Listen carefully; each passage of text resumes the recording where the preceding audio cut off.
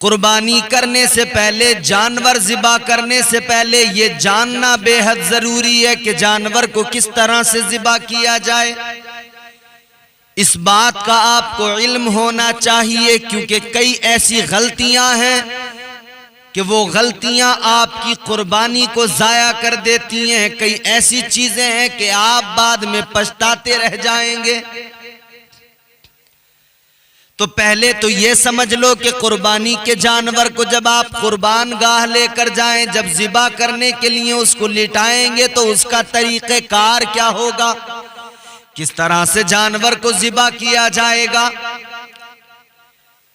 मेरे मुस्तफ़ा करीम ताजदारे मदीना वाली कौनैन सल्लल्लाहु ताला अलैहि वसल्लम का तरीक़ेकार क्या था। जानवरों की कुर्बानी करने वाले तमाम मुसलमानों, आपको जरूरी नहीं है कि आप 1 घंटा इंतजार करें कि इमाम साहब आएंगे तब ज़िबा करेंगे। आप भी मुसलमान हो, साहिबे ईमान हो, मुस्तफ़ा के उम्मती हो, आका के गुलाम हो। आप लोग खुद भी सीख लो कि ताकि वक्त आए तो आप खुद आगे बढ़कर अपने जानवर को ज़िबा कर सकें। और हुजूर ने तो हमेशा खुद अपने हाथों से जानवर को ज़िबा किया, और हुजूर ने यही तालीम भी दी है कि जिस जानवर को कुर्बान कर रहे हो खुद अपने हाथ से उसकी गर्दन पे छुरी चलाओ, इसलिए कि मकसद कुर्बानी यही तो है कि जानवर को अपने हाथ से जब ज़िबा करोगे तो ख्वाहिशात पे भी छुरी चल जाएंगी। तुम्हारी ख्वाहिशात पे छुरी चलने का मतलब यह है कि तुम अल्लाह की रज़ा के लिए अपनी ख्वाहिशात को कुर्बान कर रहे हो। क्या तरीका है जानवर को ज़िबा करने का। जानवर को तैयार करें, अच्छे से धुल नहलाकर, और उसको हार वगैरह भी पहना दें उसके एजाज में, क्योंकि वो कुर्बानी का जानवर है। अच्छे से तैयार करें उस जानवर को, छुरी पहले से तेज करके रखें, जानवर को लाएं, किबले की तरफ उसका मुंह करके उसको लिटा दें। फिर जानवर की गर्दन पे जब आप छुरी चलाएंगे, छुरी चलाने से पहले पढ़ेंगे इन्नी वज्जहतु वजहिया लिल्लज़ी फतरस समावाति वल अर्द हनीफन वमा अना मिनल मुस्लिमीन। कुल इन्ना सलाती व नुसुकी व महयाय व ममाती लिल्लाहि रब्बिल आलमीन ला शरीका लहू व बिज़ालिका उमिरतु व अना मिनल मुस्लिमीन।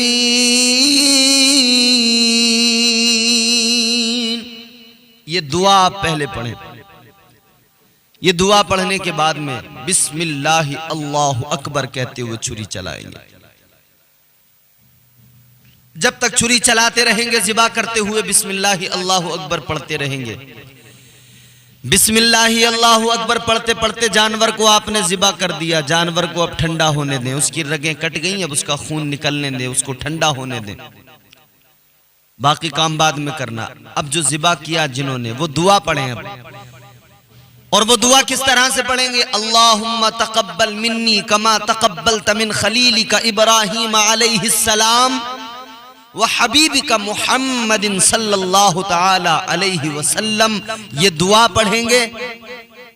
और इसमें अगर अपनी जानिब से कुर्बानी कर रहे हैं तो इसी तरह से पढ़ना है, और दूसरों के नाम शामिल किए जाने, दूसरों के नाम से कुर्बानी किसी दूसरे के नाम से, तो फिर पढ़ेंगे अल्लाहुम्मा तक़ब्बल मिन, फिर उसका नाम लेंगे। अब मिन्नी नहीं कहेंगे, अब मिन कह के उसका नाम लेंगे। अल्लाहुम्मा तक़ब्बल मिन फला, जैसे 7 लोगों की कुर्बानी, एक का नाम बिलफर्ज उसमें अब्दुल्ला है, एक का अब्दुर्रहमान है, इस तरह से नाम बोलने। तो फिर अल्लाहुम्मा तक़ब्बल मिन अब्दुर्रहमान, अब्दुल्ला, फला फला, इस तरह से नाम बोल के कमा तक़ब्बलत मिन खलीलिका इब्राहीम अलैहिस्सलाम व हबीबिका मुहम्मदिन सल्लल्लाहु ताला अलैहि वसल्लम। ये दुआ है। ये दुआ पढ़ ली, कुर्बानी हो गई। अब जानवर ठंडा हो गया, इधर उसकी खाल वगैरह उतारें। और जो जानवर के गोश्त में जो चीजें खाना मकरूह है या जिसका हुक्म नहीं, उन चीजों को हरगिज ना खाएं, उन चीजों से परहेज करें। ऐ ताजदारे मदीना, सरवरे कौनैन के गुलामों, ऐ मेरे मुस्तफा के उम्मतियों।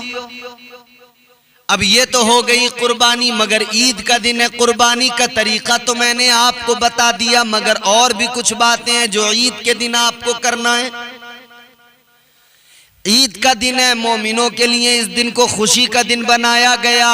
ईद उल अज़हा है, ईद का खुशी का मौका है, तो खुशी के मौके पर अपनों के साथ में खुशियों को बांटा करो, अपने घर वालों के साथ में खुशियों को बांटा करो, अजीजों अकारिब के साथ में खुशियों को बांटा करो। मेरे मुस्तफ़ा करीम वाली कौनैन का तरीका तो ये था, ईद के दिन मेरे आका सबको देखते थे, कोई परेशान हाल तो नहीं है, कोई दुखी तो नहीं है, किसी का दिल तो दुखा हुआ नहीं है, कोई मुसीबतों परेशानी में मुब्तला तो नहीं है। मेरे आका को उम्मत का ख्याल था, मेरे आका तो रहमते कौनैन है। हुजूर ने तालीम दी, मेरे आका ने तालीम दी, मेरे आका ने फरमाया अगर तुम ईद उल अज़हा के मौके पर लोगों को, गुराबा को सदका दोगे, अल्लाह तुम्हें बड़ा सवाब, बड़ा अजर अता फरमाएगा। और इस मौके पर, ईद उल अज़हा के मौके पर कपड़े बांटना, गरीबों को कपड़े देना भी बड़ा सवाब है। इस मौके पर गरीबों को सदका देने का भी बड़ा सवाब है। ईद का दिन है, सखी बनिए, सदका दीजिए। और सदका देना ये बलाओं को टाल देता है, सदका बलाओं पे भारी है, मुश्किलों को दूर कर देता है, बलाओं को टाल देता है। ताजदारे मदीना वालिए कौनैन ने सदके की तालीम दी, मेरे आका ने उम्मत को पैगाम दिया, सदका दिया करो। मेरे मुस्तफ़ा करीम ने सदक़े की तालीम दी कि सदका दिया करो। सदका देने से माल भी बढ़ता है, क्योंकि अल्लाह ताला ने फरमाया है, परवरदिगारे आलम का कुरान में वादा है, अल्लाह ताला का कुरान कहता है, मन जाअ बिल हसनति फलहु अशरु अम्सालिहा। अल्लाह ताला का कुरान कहता है, तुम रब की बारगाह में रब के नाम पर, उसके नाम पर एक खर्च करोगे, उसकी राह में एक दोगे, परवरदिगार तुम्हें एक के बदले 10 अता फरमाएगा। अल्लाह एक के बदले 10 अता करेगा। तुम जब ईद की नमाज के लिए जाते हो ईदगाह पर, तो तुम्हें गरीबों के बच्चे भी नजर आते होंगे, फटे बोसीदा लिबास में। अपने बच्चों को उम्दा लिबास तो पहना लिए, लेकिन उन गरीबों के बच्चों के फटे लिबास पर भी नजर डालकर उन गरीबों के बच्चों को कपड़े खुदा के लिए दे दिया करो। ये माल दुनिया में रह जाएगा, दौलत कब्र में साथ नहीं जाएगी, दौलत तो इधर ही छूट जाएगी, सारा माल, सारी दौलत इधर ही रह जाएगी। आज नहीं दे रहे हो ना, इसको जमा करके रख रहे हो ना, कल तो कब्र में तुम्हारे साथ भी नहीं जाने वाली है ये। तो कब्र में इसके बदले जो तुम्हें मिल सकता है कब्र में जाने वाली चीज, वो तो कर लो अपने पास। मगर अजीब तमाशा है, अजीब बात है, लोग मौत को भूल गए। वो ये भूल गए कि हमें मरना है। दुनिया ने ये भी भुला दिया कि हमें कब्र के अंदर जाना है। ये भी भूल गए कि जब हम कब्र में जाएंगे तो कोई साथ नहीं जाएगा, अकेले को जाना है, उस मिट्टी में अकेले को जाना है, वहां कब्र में सब तन्हा छोड़ के आ जाएंगे। आज देखो तो कब्रिस्तान में जाते हैं लोग, हंसी मजाक करते हैं, आज कब्रिस्तान में बेअदबी करते हुए यूं ही फिरते रहते हैं। मगर कल का दिन याद कर लिया करो, जब तुम भी इसी कब्र में, इसी कब्रिस्तान की किसी कब्र में पड़े रहोगे, इसी कब्रिस्तान की किसी कब्र में तुम्हें भी दबा दिया जाएगा।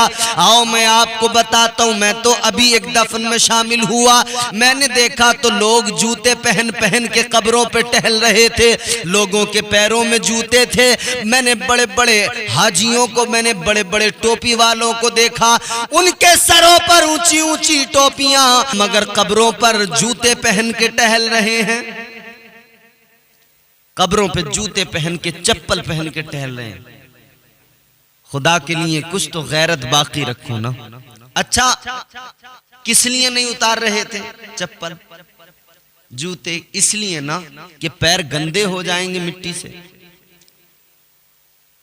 कब्र तक जूते चप्पल पहन के चले गए। दो ही रीजन हो सकते हैं, या तो ये कि उन्हें ये ख्याल होगा कि हमारे पैर गंदे हो जाएंगे, या पैर में दूसरा रीजन ये कि कोई कांटा कोई वो चुभ जाएगा।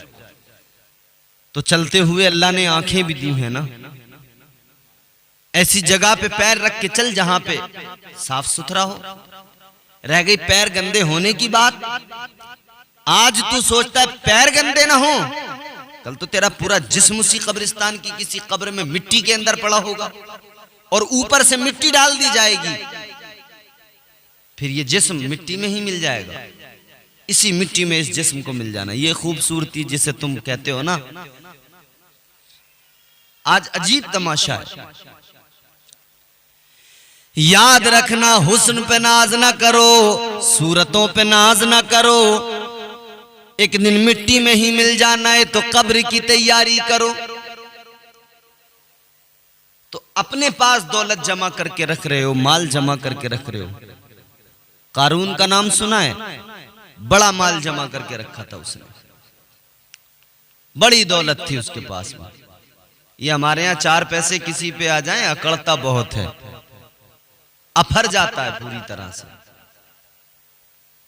इंसान को इंसान नहीं समझता। मगर मेरे अजीजों, तारीख ने तो वो भी अमीर दिखाए, वो भी मालदार दिखाए कि ऐसे ऐसे मालदार के उनके खजाने नहीं, उनके खजानों की चाबियां ऊंटों पर लाद कर या गधों पर लाद कर ले जाया जाता था। ऊंटों पर या खच्चरों पर, गधों पर उनके खजानों की सिर्फ चाबियां जाती थी। गौर तो करो कितने खजानों के मालिक थे वो, कितनी उनके पास में दौलतें थी। मगर फिर क्या हुआ? अल्लाह ताला की नाफरमानी के सबब अल्लाह ताला ने उन्हें जलीलो रुसवा कर दिया। कारून का अंजाम क्या आपने नहीं सुना? कारून हजरत मूसा अलैहिस्सलाम के दौर का एक इंसान है। ये वही कारून है कि जिसे अल्लाह ताला ने मालो दौलत से नवाजा। परवरदिगार आलम ने खूब माल दिया, दौलत दी। किस लिए? कि हजरत मूसा ने इसको एक तरीका सिखाया था कि उस तरीके से सोना बनाया जाता था। इसने वो तरीका जब सीख लिया तो खूब सोना बनाया, खूब मालदार हो गया, खूब अमीर बन गया। अब इसने वो तरीका तो इसके पास था, खूब मालदार हो गया, लेकिन ये बखील बहुत बड़ा था, अपना माल खर्च नहीं किया करता था, अल्लाह की राह में उसके नाम पर खर्च नहीं किया करता था। हजरत मूसा अलैहिस्सलाम ने जब इससे कहा कि अल्लाह के नाम पर अल्लाह की राह में खर्च किया कर, जब इसको कहा गया तो इसने खर्च करने से मना कर दिया। हजरत मूसा अलैहिस्सलाम ने जब कहा, इसने खर्च करने से मना किया। ये कहने लगा, मूसा तो हमसे हमारा पैसा ले रहे हैं, हमारी दौलत पे कब्जा करना चाहते हैं, हमारा माल लेना चाहते हैं। जबकि वो अल्लाह के हुक्म को हजरत मूसा अलैहिस्सलाम सुना रहे थे कि अपने माल से खर्च करो, ज़कात का हुक्म। कारून ने जब नहीं माना, जब उसने देने से इनकार कर दिया, इनकार तो किया ही किया, उल्टा इसने ये भी किया कि हजरत मूसा पर इल्जाम भी लगाया। मालदार लोग यही तो करते हैं, किसी गरीब पे कभी भी कोई भी इल्जाम लगा दिया करते हैं। किसी को भी फंसाना इनके लिए बड़ा आसान होता है। एक औरत के जरिए हजरत मूसा अलैहिस्सलाम पर इल्जाम लगा दिया। हजरत मूसा अलैहिस्सलाम को बड़ी तकलीफ हुई। आपने अल्लाह की बारगाह में हाथ उठाए, हाथों को दराज करके दुआ करने लगे, ऐ परवरदिगार, है मेरे मौला, है मेरे खालिक व मालिक, इसे मौला सजा दे दे, या अल्लाह इसे बर्बाद कर दे। हजरत मूसा अलैहिस्सलाम ने इधर बद्दुआ की, उधर उस इंसान का, कारून का क्या हाल हुआ? परवरदिगार आलम ने कारून को उसके खजाने के साथ उस जमीन के अंदर धंसा दिया। खजाने के साथ जमीन में धंसने लगा। अब धंस रहा था जमीन में, कह रहा था ये क्या हो रहा है, मैं कैसे धंस रहा हूं। मगर जब अल्लाह की मार पड़ती है तो कौन बचा सकता है। आज भी बड़े चोर टहल रहे हैं, मगर याद रहे कि एक दिन अल्लाह की मार पड़ेगी ना तो फिर बड़ा पछताओगे, बहुत रोओगे। क्या समझते हो दौलत तुम्हारे पास हमेशा रहने वाली है? नहीं, ये किसी के पास हमेशा नहीं रही। आज तुम्हारे पास है, कल किसी के पास है, परसों किसी के पास है। ये तो निजाम है दुनिया का। आज तुम्हारे पास अगर दौलत है, अल्लाह ने अगर दी है, सुनो याद रखना, बड़े बड़े कुएं देखे हैं जो बहुत पानी था मगर सूख गए। बड़े बड़े तालाब देखे हैं जो बहुत पानी उनके अंदर रहता था मगर सूख गए। वो नदियां जो उफान मारती हैं, जब उबाल आता है तो नदियों का पानी आसपास की आबादियों में कहर बर्पा कर देता है। आसपास की आबादियों में बड़ा नुकसान हो जाता है, बाढ़ आ जाती है, सैलाब आ जाते हैं। मगर फिर वो वक्त भी कुदरत दिखाती है कि वो बड़ी बड़ी नदियां जो उबाल मारती थी वो नदियां सूख जाती हैं, पानी सारा खत्म हो जाता है। बड़े बड़े तालाब सूखते देखे, कुएं सूखते देखे, तो तेरी दौलत का क्या है? ये भी आज है, कल क्या भरोसा रही ना रही। और तेरी जिंदगी का क्या भरोसा, अगला सांस आया ना आया। 5 करोड़पति निकले थे ना अभी, अरबपति। कह रहे थे हम टाइटैनिक जहाज का मलबा देखने जा रहे हैं, पनडुब्बी में सवार हुए, पहले से बड़े इंतजाम में थे, ट्वीट कर रहे थे, बता रहे थे। नतीजा क्या निकला? समंदर के अंदर जब वो पनडुब्बी उतरी, उसने गोता लगाया, अंदर गई।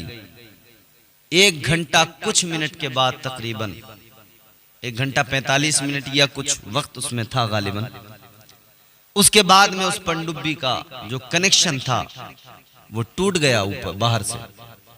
अब ये सब परेशान हुए, पनडुब्बी को तलाश किया गया तो पता लगा पनडुब्बी में जितने भी लोग थे सब मर गए, हादसे का शिकार हो। कौन बचा है मौत से? कोई नहीं बच सकता, सबको मरना है। तो याद रखना, मौत आएगी, दौलत इधर रखी रह जाएगी। आज है तो खर्च कर ले, जितना कमाना है सवाब कमा ले। आज अल्लाह ने दी है, उसके राह में उसके नाम पर खर्च करता जा, ये दौलत भी बढ़ेगी, सवाब भी मिलता जाएगा। तो बात कहां से कहां पहुंच गई? मेरा कहने का मकसद ये है कि जब अल्लाह ने दिया है तो ईद के दिन वो बच्चे जो फटे पुराने लिबास में होते हैं ना, उनको जरा कपड़े पहना दिया करो। उन बच्चों को जरा कुछ खाने के लिए दे दिया करो। वो गरीब औरतें जो बुर्के पहन के मस्जिदों के बाहर बैठ जाती हैं, जिनके घर कोई कमाने वाला नहीं होता, वो बेवा औरतें जिनके घर कोई कमाने वाला नहीं होता, कोई जरिए मुआश उनके पास नहीं होता है, उन गरीब बेवाओं की मदद कर दिया करो। क्या जाएगा तुम्हारा 200-400 ईद के दिन खर्च करने में? 1500, 2-4 हजार अगर ईद के दिन तुम खर्च कर दो, 10-5 हजार भी अगर अल्लाह ने तौफीक दी है खर्च कर दो, तुम्हारा क्या जाएगा? तुम फिर कमाओगे, अल्लाह तुम्हें देगा। इस गरीब के दिल से जो दुआ निकलेगी ना, वो दुआ बहुत काम आएगी। वो दुआ तुझे दुनिया में भी और आखिरत में भी कामयाब कर देगी। इसलिए कि किसी ने कहा है ना, दिल से जो आह निकलती है असर रखती है, दिल से जो आह निकलती है असर रखती है, पर नहीं ताकत परवाज मगर रखती है। तो जो दिल से दुआ निकलती है ना, वो ऐसी ताकत रखती है कि वो अल्लाह ताला के हुजूर पहुंचती है। वो दुआ बाब इजाबत को टकराती है, अल्लाह उस दुआ को कबूल करता है।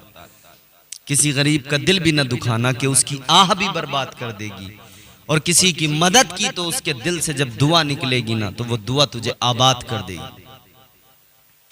ईद का दिन होता है, छोटे छोटे बच्चे अपनी बेवा माओं की गोद में बैठे, मस्जिद के दरवाजे पे औरत बैठी है बुर्का पहने हुए। क्या जाएगा तेरा 100, 200, 500, 1000 देने में?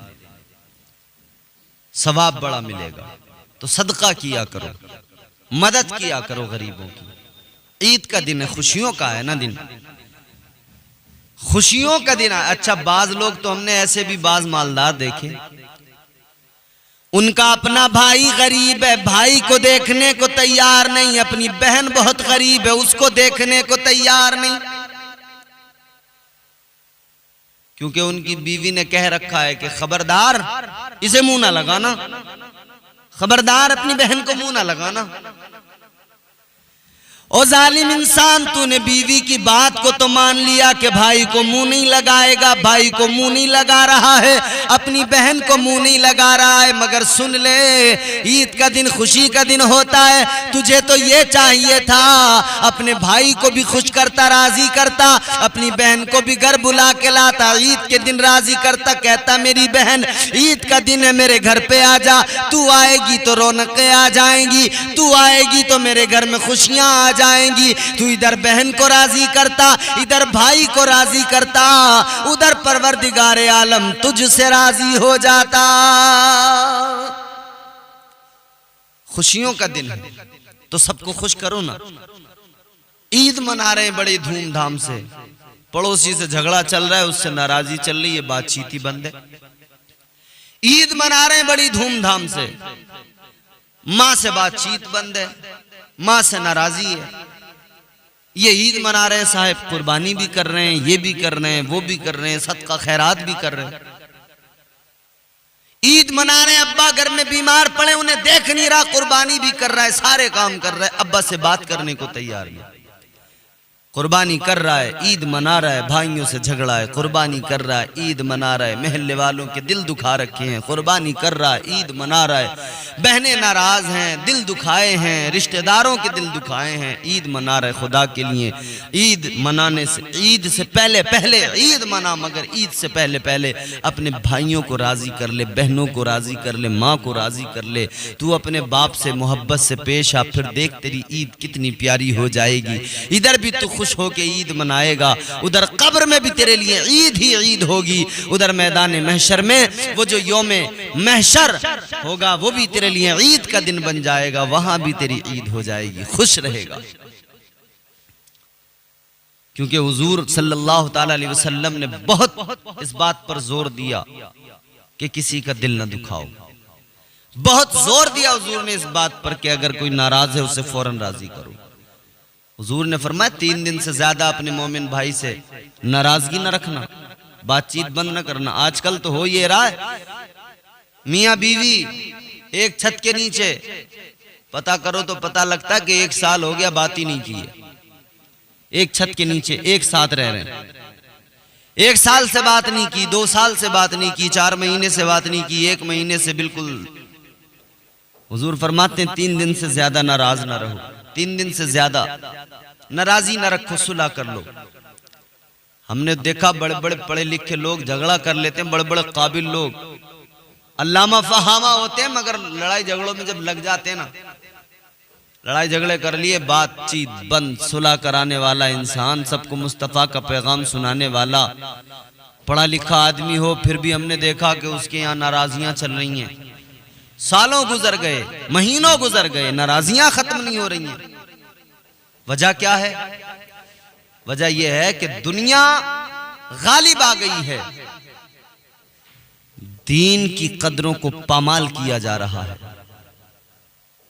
अरे भाई, राजी कर लो अपने लोगों को, अपने भाई बहनों को, रिश्तेदारों को, महल्ले वालों को। खुशी का दिन है, खुशी का त्यौहार है, ईद मनाइए खुशियों के साथ। बखील न बनिए, सखी बनिए, सखी। सहाबा कराम, मेरे मुस्तफा के सहाबा सखी थे, सखावत उनकी ये थी, अल्लाह अकबर। हम कंजूसी करते हैं, अरे इसको 10 रुपए देने पड़ेंगे, अरे इसको 100 रुपए देने पड़ेंगे, किस किस को दें? 10 लोग बैठे यहाँ लाइन में। सखी बनिए, सखी। ताजदारे मदीना वालिए कौनैन मेरे मुस्तफा करीम सल्लल्लाहु ताला अलैहि वसल्लम की बारगाह में दामन फैला के भीख तो मांगते हो, मदीने के सुल्तान की बारगाह से तो कभी जवाब नहीं आया ऐसा कि कभी हुजूर ने ये कहा हो कि इतने लोग हैं, किस किस की सुनूं, किस किस को दूं। सखी बनिए। हुजूर की सखावत जानते हो कैसी है? ताजदारे मदीना का कलमा पढ़ते हो तो हुजूर की सखावत भी देख लो।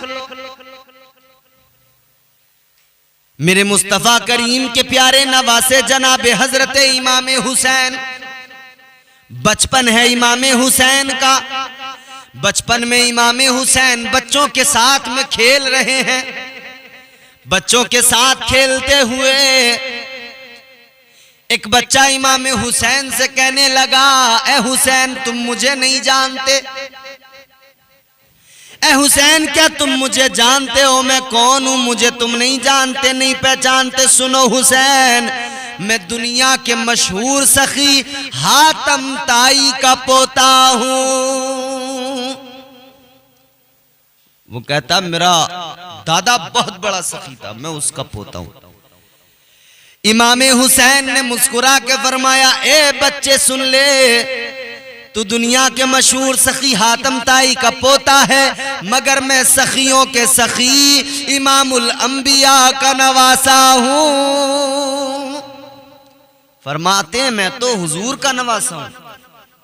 वो बच्चा कहने लगा, हुसैन तुम मेरे दादा की सखावत नहीं जानते? हुसैन मेरे दादा की सखावत ये थी कि मेरे दादा का बहुत बड़ा महल था, महल के 10 दरवाजे थे। मेरे दादा के 10 दरवाजे महल के जो थे उन पर लाइन लगी रहती थी, मांगने वालों की कतारें होती थी, लाइनें होती थी। कहने लगा मेरा दादा जब दिया करता था, पहले दरवाजे पे साइल को दिया करता था, दूसरे दरवाजे पे दिया करता था, तीसरे दरवाजे पे दिया करता था, 10 दरवाजों से मांगने वाले को दिया करता था, मगर कभी मेरे दादा की पेशानी पर शिकन नहीं आती थी। इतना बड़ा सखी था, 10 दरवाजों से बांटता था। इमाम हुसैन मेरे आका के नवासे सैयदुश्शुहदा ताजदारे करबला ने इतना सुना, बचपन ने फरमाया, ओ बच्चे सुन ले, तेरे दादा का महल था, महल के 10 दरवाजे थे। तेरा दादा अपने महल से दिया करता था, 10 दरवाजों से मांगने वालों को दिया करता था। मेरे नाना का महल तो नहीं था, मगर फर्क सुन ले, तेरा दादा 10 दरवाजों से दिया करता था, मगर सुन, साहिल 10 दरवाजों से लेता था, मगर उसका फिर भी भला नहीं होता था। पहले दरवाजे से लेने वाले ने लिया, तेरे दादा ने दिया, मगर उसका भला नहीं होता था। वो दूसरे पे भी आता था, वो दूसरे दरवाजे से लेता था, उसका फिर भी भला नहीं होता था। वो तीसरे पे आता था, तीसरे पे लेता था, मगर फिर भी भला नहीं होता था। वो मांगने वाला वो साहिल 10 दरवाजों से लिया करता था, तेरा दादा 10 दरवाजों से दिया करता था, मगर मांगने वाले का भला नहीं होता था। और मेरे नाना की शान ये है, मेरे नाना ने एक बार जिसे दे दिया, अपनी चटाई पे बैठे हुए अपने उस कच्चे मकान में बैठकर, मेरे नाना ने एक मर्तबा जिसे दे दिया, उसे कभी दोबारा मांगने की जरूरत नहीं पड़ी है। जिसे एक बार आका ने दे दिया, उसे दोबारा किसी के आगे हाथ फैलाना नहीं पड़ा, उसे दोबारा किसी से मांगने की जरूरत नहीं पड़ी। ये हुजूर की सखावत है, ये हुजूर की सखावत का आलम है। अल्लाह अकबर, क्या सखावत है हुजूर की, हैरान हो जाएंगे। मेरे मुस्तफा करीम ने जब अपना पहला निकाह किया, उम्मुल मोमिनीन हजरत खदीजतुल कुबरा रज़ी अल्लाह ताला अन्हा से जब हुजूर ने पहला निकाह किया, बहुत बड़ी ताजिरा थी, बहुत बड़ी मालदार अमीरो कबीर थी। जब हुजूर के निकाह में आई तो जनाबे खदीजतुल कुबरा ने अपना सारा माल ला के रख दिया। या रसूल अल्लाह, ये मेरी दौलत है, ये मेरा माल है, आका इसको कबूल फरमाइए, आज से सब आपका, जो चाहो करो। हुजूर निकाह के बाद वो पहली रात थी, हुजूर को सारा माल दौलत सारा हुजूर की खिदमत में रख दिया। कितना था? इतना बड़ा ढेर था कि इधर हुजूर बैठे हैं, इधर ये माल का ढेर है, इधर हजरत खदीजा है। हजरत खदीजा कहती हैं उधर बैठे हैं हुजूर, मगर नजर नहीं आ रहे थे, इतना माल का ढेर था। इतना दौलत का ढेर था कि हुजूर जो चाहो करो। तो हुजूर ने क्या किया? आज तो बड़ा सोचते हो ना 10 रुपए देते हुए मांगने वाले को। ताजदारे मदीना वाली कौनैन मुस्तफा करीम ने वो सारा माल जितना भी था, मेरे अजीजों गौर करो आका ने क्या किया। वो सारा का सारा माल मेरे आका ने सुबह नहीं होने दी। सारा का सारा माल, सारा खजाना रात ही रात में गरीबों में तकसीम कर दिया। मेरे आका ने सारा माल गरीबों में बांट दिया। बड़ा दिल चाहिए, 10 रुपए 20 रुपए देते हुए दिल यहां पर जो है ना कटता है। हुजूर की शान तो देखो, सारा खजाने का ढेर, सारा माल एक रात में सुबह नहीं होने दी, सब मेरे आका ने गरीबों में तकसीम कर दिया। तो उस सखी की उम्मत है हम, उस सखी महबूब खुदा की उम्मत है हम कि जिसकी सखावत का यह आलम है। तो हुजूर के उम्मती हो तो उस सखावत का कुछ तो हमारे अंदर भी हिस्सा होना चाहिए। उस सखावत का कुछ झलक तो हमारे अंदर भी होनी चाहिए। तो सखावत का मुजाहिरा करें। और ईद उल अजहा है, अल्लाह ताला मुबारक फरमाए। मैं मुबारकबाद पेश करता हूँ तमाम उम्मत को, तमाम मोमिनीन को कि अल्लाह इस ईद उल अजहा को हम सब के लिए मुबारक फरमाए। और अल्लाह ताला खैर व आफियत से इस त्यौहार को हम मनाएं, ये खैर व आफियत से मुकम्मल हो, तकमील को पहुँचे। परवरदिगार आलम हम सबको नेक अमल की तौफीक अता फरमाए।